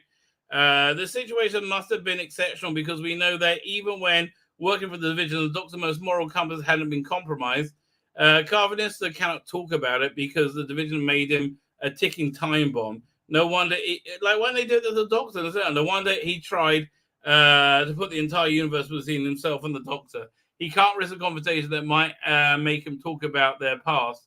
So it's such a stupid cop-out. His unfinished business with the Doctor, he must want to answer himself, but he cannot push for them. But again, this looks so Tomorrow People to me. Down, down, down, down, down, woo, woo, woo. Where are we up to? There is, however, one reason why the Doctor wouldn't let go of her companions. She wouldn't break contact if it was for their own protection. Again, you're writing in volumes to try and make this nonsensical shit make sense, right? You write it in absolute volumes. And it's going to be very good to compare this to Vengeance on Varos, right? This is going to be a good AB, right? But Vengeance on Varos has its problems too. We saw the 11th Doctor do exactly the same with Rory, Amy and Rory, by leaving Carvanista. The future Doctor probably saved his life. We still don't know why the Doctor left the division. We're never going to, especially on the mission that Atrabos was supposed to end with them leaving with their permission. Was it?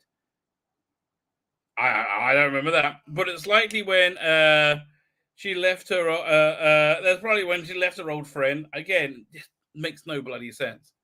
Too much has been revealed about the Doctor's time with the Vision for it to be completely ignored. That's a fair point. But again, I think he thought it would be successful and he'll be able to do like comics and books and stuff like that. He'll be like, oh, we got to know more about the Vision. No, nobody gives a shit. I mean, I really don't know if the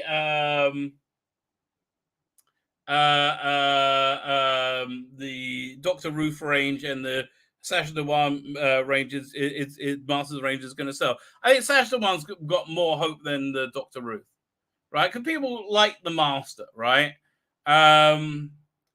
Did they like? I don't know. I don't know if they like the Doctor Ruth. I mean, it just seems it's not a huge market, right? It just seems like it's really cutting out a lot of their market. Who knows? Who knows, right?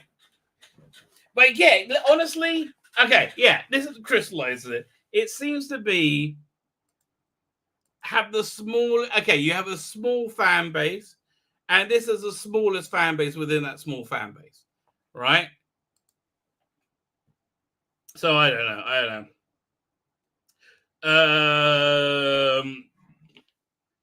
Now there's a road weeping angel and Carvanista to consider. Will the old team reform, or will they instead team up and join the Doctor's forces? Supposedly out to get the Doctor. Who knows? Probably not. How come the Cybermen and Daleks were so easily fooled? Plot armor. That's not it. Really. That one's not even complicated. Plot armor. One of the least plausible aspects. Really? The least plausible? That's crazy. One of these plausible aspects of the Vanquishers was the portrayal of the Cybermen and the Daleks. Both races were easily fooled by the Sontarans. Neither could have been described as gullible. I don't remember how they fooled them, right? I really can't remember now. But there's little chance they would ever come together without turning into the fight to death. Well, it was a fight to death then, wasn't it? They thought the universe was ending. The only other time we've seen an effective alliance with the Doctor's most feared enemies is when they all think the Doctor's going to destroy the universe through cracks in time. They form an alliance to lock him away in the Pandora opens. The universe threatened with extinction again. So it's a similar context here. The need to survive overrides the desire to be a dominant species. Sontarans offer a viable solution, a temporary alliance that will make strategic sense, but when but it's a huge leap from I can't remember how they fooled them now, from taking such a pragmatic decision to blindly questioning and walking into a trap. Okay, we have to assume the Sontarans took steps to counter any questions their rivals might ask them. And that behind the scenes, the Dark Side had already made plans to destroy the Sontarans once they reached the safety of Earth. Yeah, the two behind the scenes.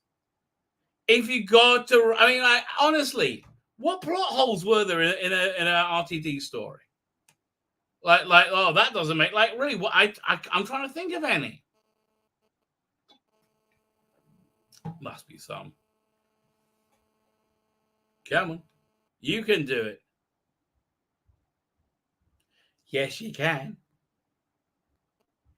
Oh, it's getting me. Let's try again. Now the Wizzy Wheel's going the other way. Wizzy Wheel's going backwards. I've never seen that. That's a bad sign, isn't it? Who knows? Who knows? What are we up to? Number 6? Oh, God, we've got 4 more to go. Oh, it's so bloody painful. Come on. We'll try doing it that way. Go direct. Go doink. Oh, there. Think about it. Who or what is time? Well, I think we're going to find out about that next episode, right? Yeah, I think they're going to revisit. The big bag of the piece was not the Grand Serpent, the Flux, or the Ravagers, or even Tectoon or the Division. Yeah, it was just a character introduced right at the end with no stakes whatsoever. It's just such bad writing. It really is. It's just like it's just bad writing. Like what at the last reel you bring the villain in? What is Scooby-Doo? Scooby-Doo's better. They introduce him at the beginning. Then when they take the mask off, it's all like Mr. Snedley. And I would have got away for it too. It was you meddling kid. The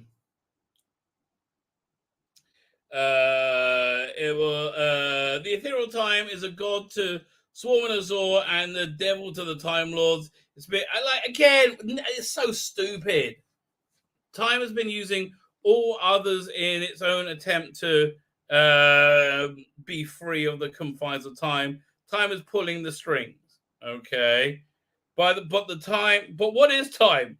Is it a amoral force that didn't need to be contained in the first place? One that watches over the multiverse, or is it again?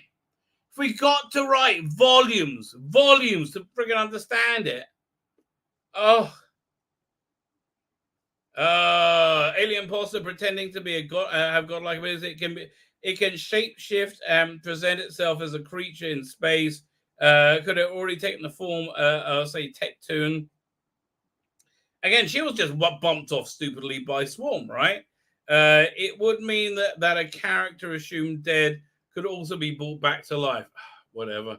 The jury's out at this stage. No, this one isn't. But it's what is clear is the Ravagers have been used for time zone ends. We're not going to see the Ravagers again, which is a shame because they were awesome. They were really good. I mean, he was good. Azor was a bit like a Terrorhawks villain, right? And like I didn't really understand how she'd been hidden. Like I don't understand. Had it been all the time and now she was like this woman? I don't understand. They admit failure, offering the Doctor as a sacrifice to appease their god, but time has an agenda and remains outstanding. It's going to need somebody else to do its bidding. A certain dictator left standing on a rock, perhaps. Oh, no, it's going to use the Master. We're not seeing the Grand Serpent again. Again, that made me excited. Who was a Grand Serpent and will he be back? We don't know, and I doubt it. The Doctor sees through the Grand Serpent and knows he's his type all too well. He's a dictator hungry for power. It doesn't take long to work out that he's allied himself with the Sontarans. She also works out, because she's just the best as ever, that he's a rare binary demi-species, though she isn't able to narrow it down any further. Of course not, she's a moron, right? I mean, okay, I'm reminded now of the great Christopher Eccleston scene in Aliens of London, right? Where they're going through everything about the Slovene they know. Like, yeah, they got a whisk drive shit, they got this, they bought it, and they said, yeah, when they fart, pardon language, it doesn't smell like fart, pardon language. It smells like tooth decay. They said, calcium decay. And they go, like, how he carries that down. And the music, Murray Gold music during that scene, freaking awesome, right? When that's him actually, you see the doctor actually working something out. Oh, where are we up to? Vinder knows he's an evil dictator, also learns in the Vanquishers that Bell knows him too. The Grand Serpent doesn't recognize Vinder. This has weight to the speculation that Vinder does not mention, who doesn't like to mention the Academy, might be a Time Lord. Did the memory scenes of Vinder and the Grand Serpent in Once Upon a Time represent what happened in early incarnation of the space pilot? Again, I mean, honestly, really? I mean, like, what? I mean, again, a whole nother book just got put in there. Bloody hell. You got to write your scripts so they're self-contained. Could the Grand Serpent be more than this? Could be. Could his binary demi-species be a cover? Could be. Yeah, but he's not. We'll never see him again. A Time Lord has hidden his identity through a chameleon arch. Stop! God, let's reuse some more boring ideas that we don't understand. Oh, stop! The Master, who knows, who is definitely returning, and a strong possibility he might be even be hidden in the Grand Serpent as a snake half. Oh, this is so hard. The Grand Serpent also reminded us of the colony staff. Yeah, because he's a snake. And that should have been the Mara. Would have been so much better if colony staff was a Mara. The snake-like assistant to the Davros in the Magician's Apprentice, especially when he kept saying, "Where is Kate Stewart?" With the Dalek returning to New York, Dalek returning in the New Year special. Could this be a sign that Davros will be back? No, you got retarded Daleks. That one. Is this the Emperor Swarmans Azure? Sadly, yes. I mean, yeah, I think so. Sadly, yes. One of the good ideas, it was basically his performance. Whoever, Sam Spruill, or whoever who played him, it was basically his performance that sold him, right? I mean, listen, if they had an Azure box set, that's something like a Swarm and Azure box set, I might even think twice about that.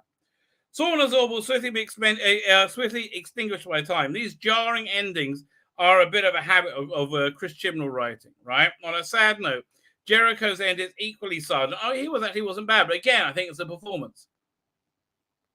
And barely remarked upon. Confidence becomes the last of the Lipari in an off-screen assault. God. Oh, all of the, I mean, like, why is there no script editor that goes, oh, no, we can't do that? It's absolutely insane. Like, okay, the gravity of events is signaled by him howling, but he soon returns to his usual sardonic self. Sontarans twice also, and also Tectoon are likewise instantly written out during the series. Williamson has conveniently returned to his own time. Yes, you can go back to League of Gentlemen. Okay, you're free. Run back to. Save yourself. Save your dignity. Don't stay in the show. Run away. What else up? The Ravagers claim to only exist because of the Doctor. They tell her that she is a mistake, that they must correct them. Swarm again. Like, none of this is paid off, right? Okay, so what was the Ravagers really? What was the Ravagers story? Is the Ravagers story really over? Has time killed them permanently? Yes, or can they be pulled back into service any time? Azure experiences a death as a religious epiphany, not as a punishment, but as a reward to be free from the confines of space and body. Ravagers also claim to only this because of the Doctor. Fine, now this makes sense. To tell her that she is a mistake, that they must be corrected by them. Swarm even says that she is in the Swarm even says she is in the universe. Says she is the universe. Swarm says she is the universe. It seems to point to the struggle that began before the Ravagers were captured on Atropos. Oh, like really, it's like wading through mud trying to get through this nonsense. Oh. Okay, come. I can do this. There was more revenge in play. We still don't know why or how Azur ended up in the chameleon arts as a human living in Scotland. We're never going to know. It could be due to the series being substantially reduced. No, they wrote it all for this. It's just stupid. Is the TARDIS fixed now? Yes. No, I can't read another one. Will we see the Fob Watch again? Yes, of course you bloody will. Oh, up me. Okay, so the biggest criticism of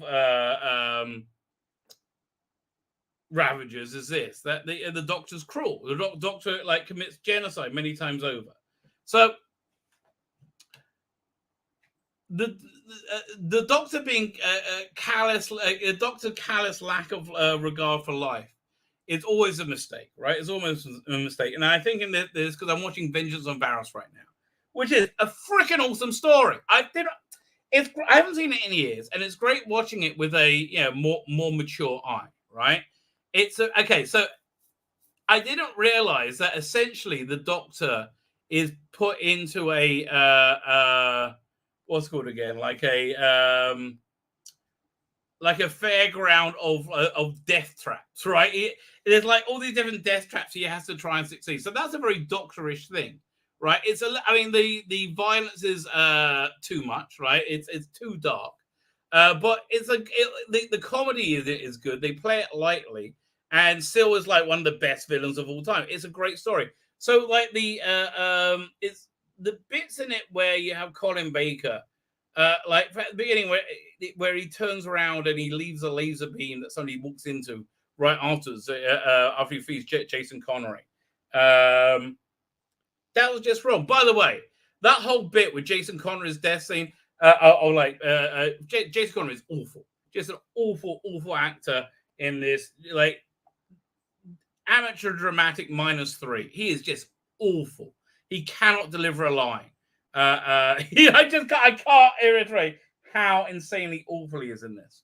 But you have this thing where he's all strapped up, and you got he's going to be obliterated, but you don't know when. They really need to do a new special effects edition where they got crackling electricity, going around, like bursting. So you feel there's a bit of danger there. It doesn't make any sense. It really doesn't work, right? Perry's a bit distracting in this. Oh my god! If I didn't know why I was obsessed with Perry, I know now. There's just so much jiggly boobage in this. We're talking prime jiggly boobage. Much more than really any young man can cope with. Even me at my age, far too much jiggly boobage because it was all fantastic jiggly boobage. So well done, Nicola. I'm sorry you were objectified that way, but again, it happened when I was exactly when my puberty hit. Obviously, you're going to make an impression. And oh boy, did you. Oh, whew. I more so than Attack of the Cybermen in the pink outfit. I prefer the turquoise outfit. Maybe it's the S&M quality with it, that basically comes with Vengeance on Varos. Bird Perry, very, very hot. That makeup looked like very, very painful to put on and take off. So there you go. But this is the difference between good Doctor Who that's had mistakes and fundamentally flawed Doctor Who, right? Fundamentally flawed Doctor Who, like the Flux. It's fundamentally flawed storytelling, but it's like him callously killing, or her doing genocide. It's just in a litany of stupidity. The the Doctor callously killing people, and quipping about it, which is out of character, though, really didn't work at all. Was still in this really great story, right? This really great story that's really good in many, many, many, many ways. And it's like, I'm really loving Vengeance of Varan. So anyway, I'm loving my season. Do I have it over here? Yeah, my season 23 box set. It is 22 box set. It is absolutely awesome. Freaking love this. I want to do reviews on each story because I'm really enjoying going through them again, right? And Michael Gray's absolutely right. It was unnecessarily dark and violent, like completely unnecessary dark and violent. I just think it was like something in the age. Oh, Cancun's Crashcalls, how you doing? It was something in like the 80s that was that particular bit of the 80s where they wanted to like push boundaries. That was what was going on in you know why it was going on in comics. And comics is always the precursor to everybody else, where they push down boundaries and you redefine things. Alan Moore and Frank Miller have basically done that 2 years earlier, which is why we're seeing it now, right? Because that's why it was so influential in entertainment then. So for him it did pushing down boundaries and making things much darker and violent than they were before. They could have toned down the video nastiness of this a little bit. Certainly Vengeance of Varan, very S&M story, very, very, very, very S&M story.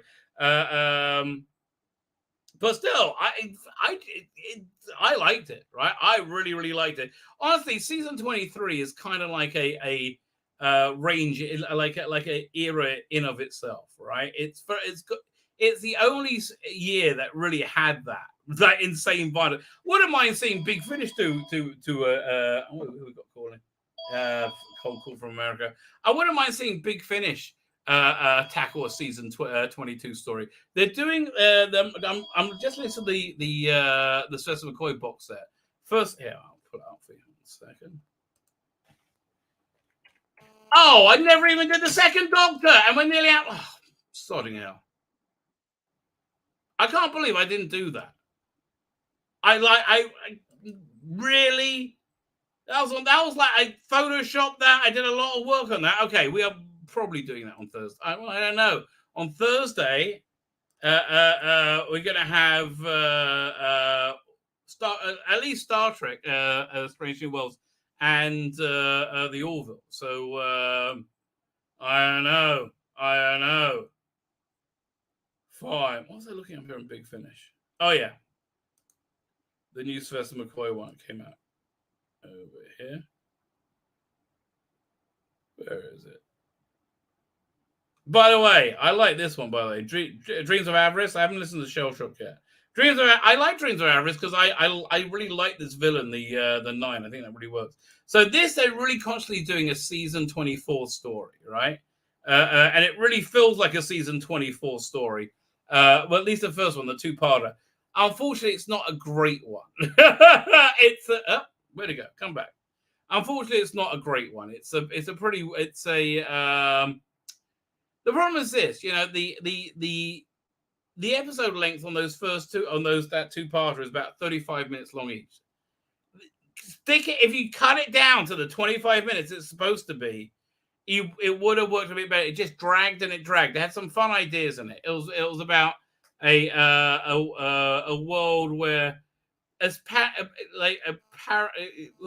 name of the Barry Humphries? Was it Liz Patterson?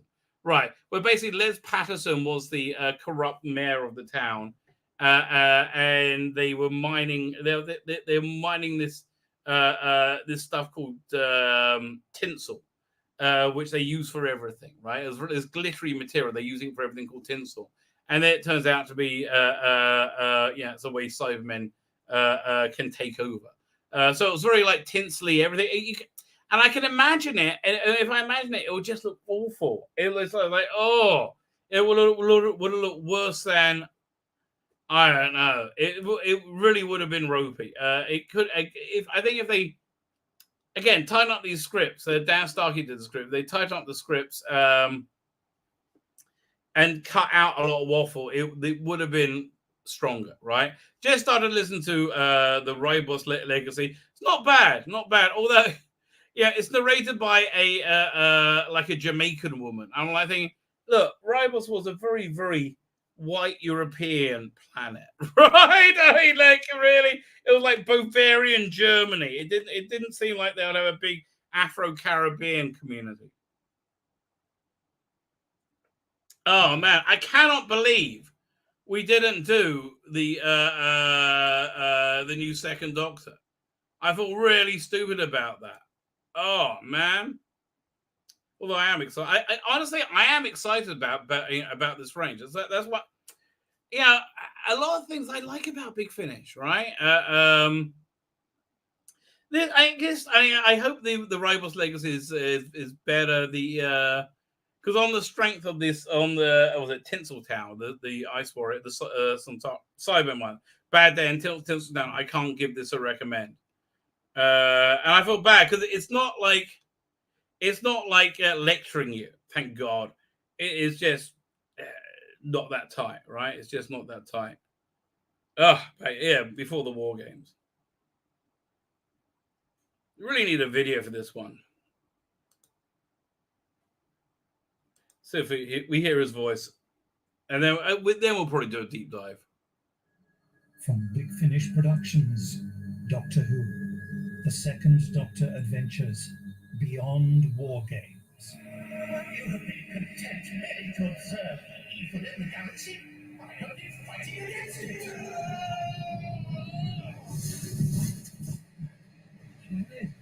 Sorry, forget me. So I like the performance. Feels like a Second Doctor to me, right? But it feels like a performance. Just got trapped here. Like you. Hello? Oh! Who are you? Oh, what a big gun you've got. So again, it feels like he's doing that performance. What I like about this is I think he's getting a bit of his personal relationship with his father, right? Whose father was a bit silly, right? A bit clownish. And I think that's more what he's doing. So I like how personal this is. I see. You mean I'll cease to exist? As you are now. Are you all right about the doctor that I met during the Yeti business? Is this your ship? Well, no. I expect. So apparently the first story is he's just kind of wakes up after swirling on the screen, and he's on this world with 4 other people trying to work out what's going on. And then the second story, they have a much more traditional Ice Warrior story. But imagine this in 1970 color, right? This planet was slap bang in the middle of our warp conduit. Curious, you're telling me. I'm not James Bond, you know. Where is your communication device? So I'm not even sure he has the TARDIS in the first one, right? I think he gets it at the end. I haven't heard it. I've no idea. But the second story is, again, a much more traditional Ice Warrior story.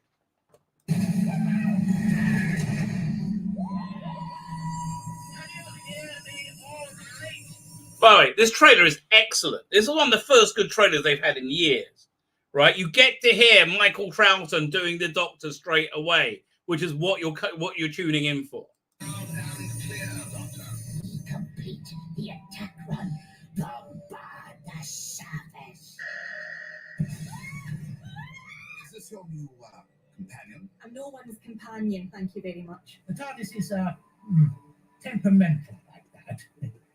And at the moment, I'm, not exactly a free agent. Yeah, okay. I mean, Are you receiving Great Dane 1? Greyhound, Doctor. Oh, I do beg your pardon. Big Finish, for the love of stories.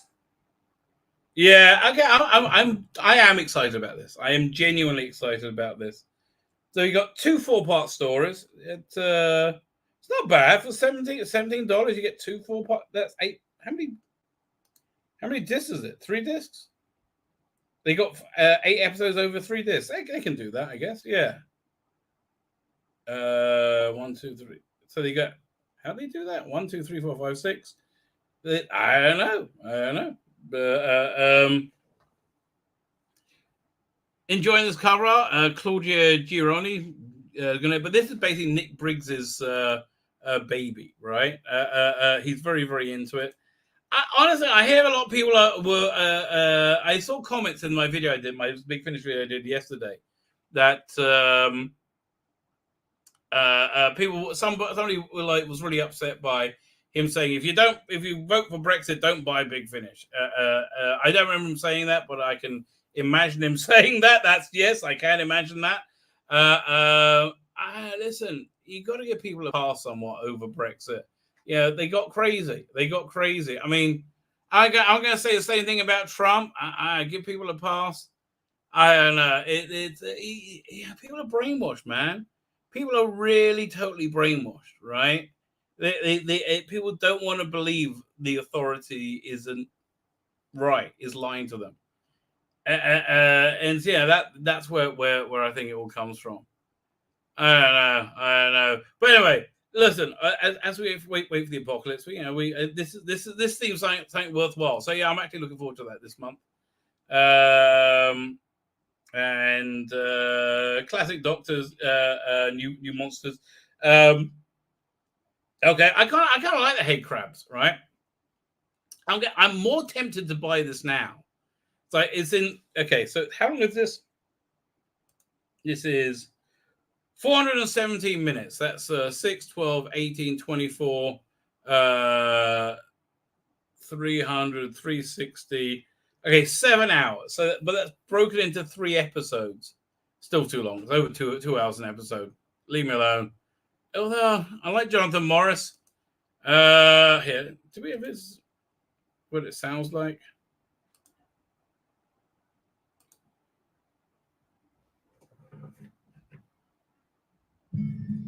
From Big Finish Productions, Doctor Who, the Big Finish audio novels, Emancipation of the Daleks.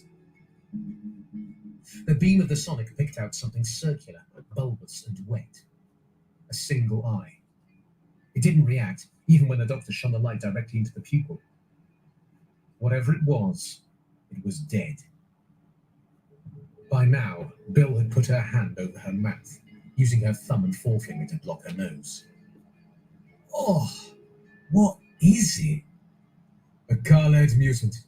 Deceased. The sphere must have been acting as a life support. So, when I knocked it out, the Doctor... Okay, you know what they need to do? You know what they need to do? Put out the first disc free. I don't really... They put out that first disc and it reels me in. I will probably buy that. Not really into the Seabird one, the Banbury unit. Didn't really do much for me. Kind of a quiet month. You know, again, if they did a streaming service using YouTube, they can let you see so many things that you never get to see. Callan's freaking awesome. Where is it? I mean, I really, really recommend Callan a lot. I think you have some free ones. Callan is like a really cool spy thing. Oh, you do get a free one. Okay, do yourself a favor. Like, go and you can't buy this anymore. But yeah, again, put an episode of Adam Adamant. Oh, Time Machine. There's all these great things that people just don't know about, right? If you just open things up more, right? So people can like get an idea. Like if I heard one that time slipped, I might buy that. If I heard you could Survivors, if a ton of those you could serialize. You do it by season. There's so much they could do. Space 99, Prisoner. They might have to like renegotiate contracts. Luther Arkwright's awesome. It's really one of their best releases. It's got. I did the animated trailer for it when they went back in the day. I doubt they still have it on the site. $4.99. Oh, so worth it. It's what, three discs long? Got Paul Darrow in it, David Tennant playing Luther Arkwright. This is awesome.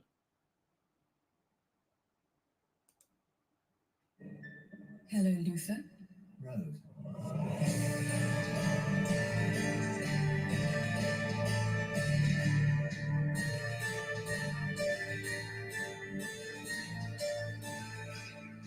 Agents down. Of course.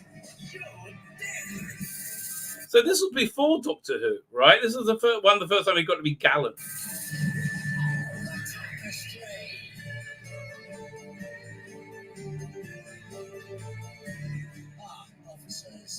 Great original score as well. Very, very, very distinct. Like, it really had a great identity. Two nihilists committing arson. I've dispatched them both. So I see, sir. Our Royal Dreadnought tanks. They were Charles's brainchild, his secret weapon. A little boy must have his tools. Oh, Father. Who art in heaven? Yeah, okay. So Paul Darrow's in it playing a complete pervert. In charge of the government. So this is a scene where he's being whipped by several prostitutes that he keeps on staff. Very, very good scenes, may I say. Hallowed be thy name. Ah!